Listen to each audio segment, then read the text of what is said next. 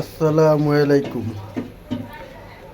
আজকে অতিরিক্ত ঠান্ডার কারণে আর বৃষ্টির কারণে বাসায় ভুনা খিচুড়ি রান্না করতেছি আর গরুর গোশত ভুনা করব। তো খিচুড়িটা আগেই বসাই দিতেছি।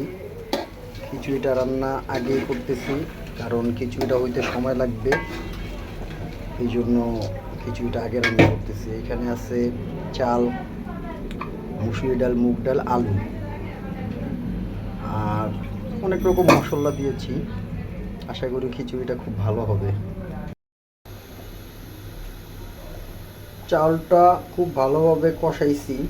কষায় এখন মনে করেন গরম পানি দিয়ে দিলাম। মিনিমাম আধা ঘন্টা লাগবে। এটা হচ্ছে খিচুড়ি হওয়ার জন্য, ভুনা খিচুড়ি হওয়ার জন্য আধা ঘন্টা সময় লাগবে।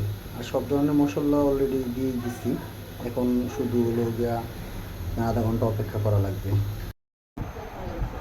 এখন নিলাম গরুর গোশ। এখানে আদা রসুন, গরম মশলা, পেঁয়াজ, মরিচ এগুলো সব কিছু দিয়ে দিয়েছি। এখন এগুলো মেরিনেট করে রাখবো।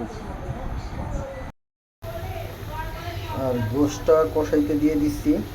গোশ এখন কষাইতেছি, সব মশলা একসাথে দিয়ে তারপরে আপনি কষাইতে দিয়ে দিলাম।